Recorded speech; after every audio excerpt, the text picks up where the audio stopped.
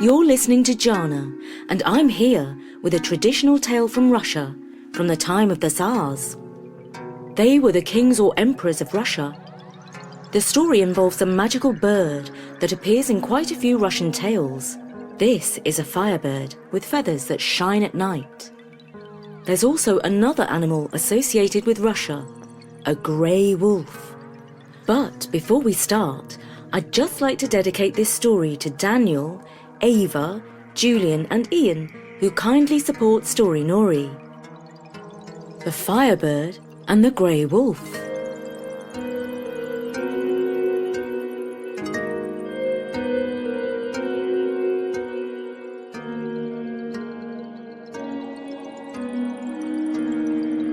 In a faraway kingdom, there was a Tsar named Vislav Andronovich. He had 3 sons, Dmitri, Vasily, and the youngest, Ivan. The Tsar owned a garden so grand that there was no garden in any country in the world that could compare with it. In the middle of the garden stood his most precious tree, one that grew golden apples. But then a firebird became a regular visitor to Tsar Vislav's garden. It had golden feathers, and its eyes were like oriental crystals.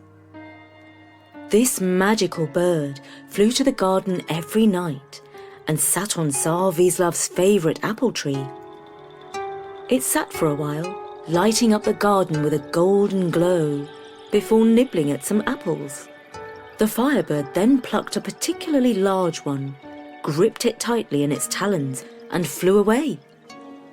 Tsar Vislav became more and more upset, because every night he lost more and more of his golden apples. Eventually, he called his 3 sons to him and said, "My dear children, which of you can catch the firebird in my garden? Whoever succeeds shall have half my kingdom now, and the rest when I'm gone." His children, the princes, cried out with one voice, "Dear father, your royal majesty, we will do our utmost to catch the firebird alive."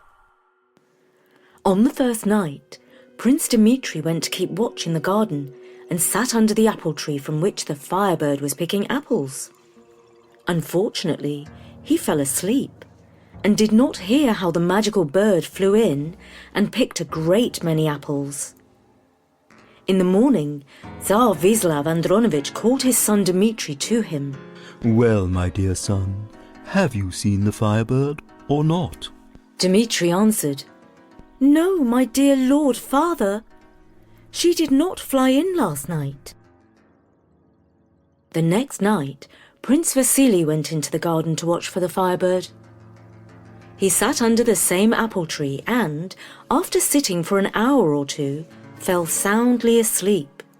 He too did not hear the firebird fly in and nibble on the apples. In the morning, Tsar Vislav called him and asked, "Well, my dear son, have you seen the firebird or not?"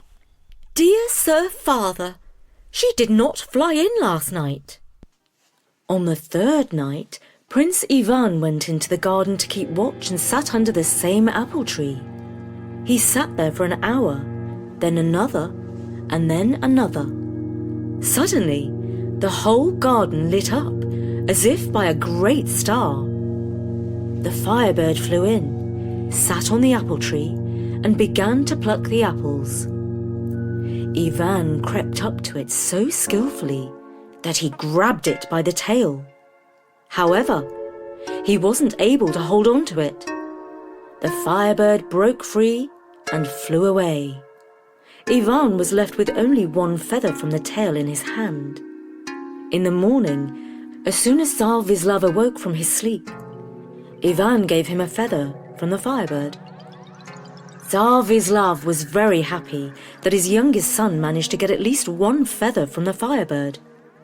This feather was so wonderful and bright that if you brought it into a dark room, it would shine as if a great many candles were lit in that room. Tsar Vislav put the feather in his study as a thing that should be kept forever. After losing a feather, the Firebird did not fly into the garden again. Tsar Vislav again called his children to him and said to them, My dear children, go on a journey. Find the Firebird and bring it to me alive.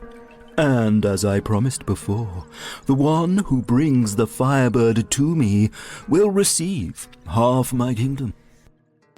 Dmitri and Vasily were already jealous of their younger brother Ivan, because he had managed to pull a feather from the tail of the Firebird.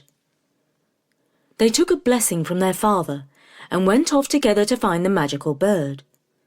And Ivan also began to ask his father for a blessing for this. Tsar Vislav said to him, My dear son, my dear child, you are still young and not used to such a long and difficult journey. Why leave me? What if all three of you do not return for a long time? I am already old. What if God, in his wisdom, calls me to the next world while you are gone? The kingdom will be left without a ruler. But try as he might, he could not dissuade young Ivan from trying his hand at finding the Firebird, and he too set out on his way. Along his journey, Ivan came to a sign with 3 directions. Straight ahead promised hunger and cold. The right promised to cost him his horse, but spare his life. And the left threatened to take his life, but spare his horse. Ivan chose the right path. After riding for many days, a great grey wolf jumped out in front of weary Ivan. "Oh, you goy," said the wolf, which is something like, Your Highness. "Did you not read the sign that said you would lose your horse if you came this way?" I did, Sir Wolf, replied Ivan. But it was better than freezing to death or losing my life. And as soon as he said these words, the horse threw him to the ground and ran off. Ivan was very sad about his horse, but this was no time to cry. He continued on foot, incredibly tired and longing to sit down to rest. Then the grey wolf caught up with him and said, "I feel sorry for you, Ivan, that you are exhausted on foot. Climb on my back and tell me where to take you." Ivan explained his quest for the Firebird. The grey knew exactly where to go. He rushed faster than a horse. By the start of night, he brought Ivan to a stone wall that was not very high, stopped and said, "Well, Ivan, we've arrived. Time to slip off my back and climb over this stone wall. There is a garden behind the wall, and in that garden the Firebird sits in a golden cage.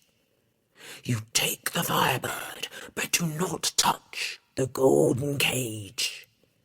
If you take the cage, you will not be able to escape from the garden. You will be caught immediately." Ivan climbed over the stone wall into the garden, saw the Firebird in a golden cage, gleaming and lighting up the whole garden. He took the shining bird out of the cage and went back. But just as he was about to climb out of the garden, he said to himself, "Why did I take the Firebird without a cage? Where shall I put it?" He returned, and as soon as he took off with the golden cage, there was a dreadful knocking and thunder throughout the garden.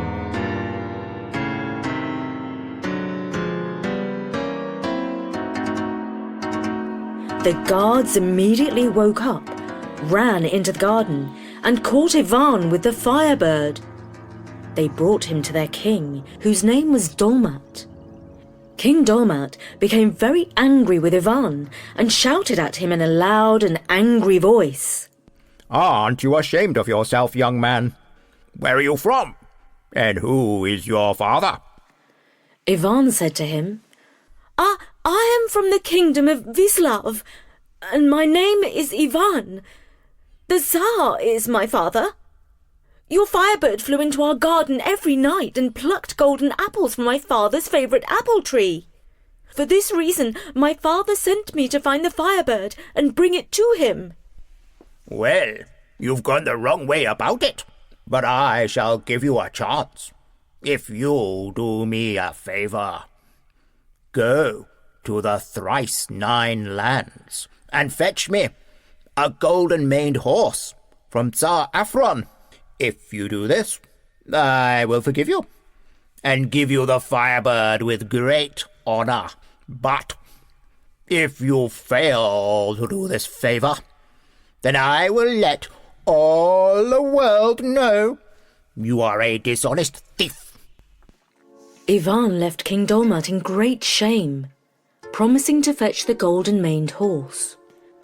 "Oi, you goy, young man! Ivan, son of the Tsar!" the grey wolf said to him. "Why did you not listen to me? Why did you take the golden cage?" "I am guilty before you," Ivan said to the wolf. "Very well, so be it," said the grey wolf. "Climb onto my back. I will take you wherever you need to go." Prince Ivan sat on the grey wolf's back, and the wolf ran as fast as an arrow. They finally reached the kingdom of Tsar Afron at night, and having come to the white stone royal stables, the grey wolf said to Prince Ivan, "Go now to these white stone stables. The grooms on guard are all fast asleep. Take the golden-maned horse. When you see a golden bridle hanging on the wall, do not take it, or it will be bad for you." Ivan crept into the white stone stables, took his horse, and was about to escape. Then he saw a golden bridle on the wall, and was so tempted by it that he took it off the nail. As soon as he did this, there was thunder and noise throughout the stables. The grooms woke up, came running, caught Ivan, and led him to Tsar Afron. Tsar Afron began to ask him, "Oh, you goy, young man, tell me your country, your father, and your name." To this Ivan answered him, "I myself am from the kingdom of Vislav, the son of Tsar Vislav, and my name is Prince Ivan." "Well, Prince Ivan, you have done a wrong thing, but I will give you a chance. Fetch me Prince Yelena, the beautiful. I have long loved her with my soul and my heart. Do me this favour, and I shall forgive you and give you the golden bridle with honour. But if you do not do me this favour, then I will let all the world know that you are a stinky, dishonest thief." Then Ivan promised Tsar Afron to fetch the Princess Elena the Beautiful, and felt ashamed at what he had done. "Oh, you goy, young man! Ivan, son of the Tsar!" the grey wolf said to him. "Why did you not listen to me? Why did you take the golden bridle?" "I am guilty before you," Ivan said to the wolf. "Very well, so be it," said the grey wolf. "Climb onto my back. I will take you where you need to go." The grey wolf once again carried Ivan on his back and ran swiftly, covering vast distances in a short time. At last, they reached the kingdom where Princess Elena the Beautiful lived. A golden fence surrounded her wondrous garden, and the wolf stopped just outside it. "Now, Ivan," said the grey wolf, "you must follow my instructions carefully. I will leap over this fence and capture Princess Elena myself. You wait for me here under this oak tree, and when I return, you must not hesitate. Jump on my back immediately, and we shall make our escape. Ivan agreed. The wolf leapt gracefully over the garden fence and waited in hiding until evening, when Princess Elena came into the garden with her attendants. As soon as she approached, the wolf darted out, seized her gently but firmly, and bounded back over the fence. Quick, Ivan! The wolf called. Jump onto me now! Ivan climbed onto the wolf's back, and they sped away with Princess Elena. Despite the commotion raised in the palace, no one could catch them, and soon they were far away from the kingdom. As they travelled, Ivan and Elena began to talk, and before long, they had fallen deeply in love. When they neared the kingdom of Tsar Afron, Ivan became sorrowful. How can I give up the princess I now love with all my heart? The grey wolf, ever loyal, comforted him. Do not despair, Ivan. I will transform myself into the likeness of Princess Elena. Take me to Tsar Afron. He will be very pleased and let you have the golden-maned horse. Little will he realize that his beautiful bride is a grey wolf in disguise. Ivan was delighted with this plan. He climbed down from the grey wolf's back, and then, all of a sudden, there were not one, but two Princess Elenas standing before him. Now that was magic. He escorted the one who was really the wolf in disguise to Tsar Afron. Tsar Afron was delighted and happily exchanged the horse with the golden mane and the golden bridle for the princess. Then Ivan returned to where he left the real Princess Elena and lifted her onto the horse with the golden mane.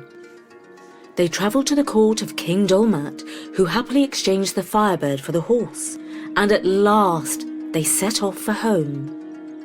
But on the way, they ran into his brothers, Dmitri and Vasily, who were furious to see that their little brother Ivan was returning not only with the Firebird, but with a beautiful princess too. They drew their swords and were about to attack their little brother, when the grey wolf jumped out of the bushes and filled them with terror.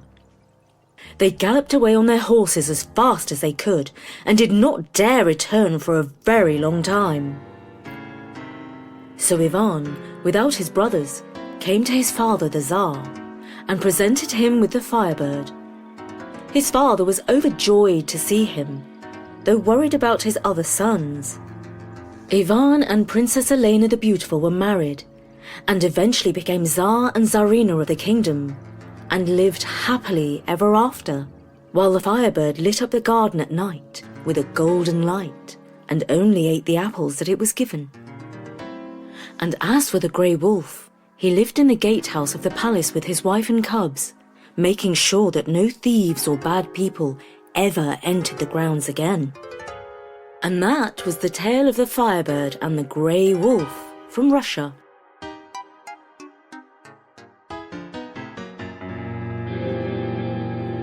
We really hope you enjoyed this adventurous fairy tale, and I'd like to thank Daniel, Ava, Julian and Ian, and their mother Julia, who kindly support Story Nori.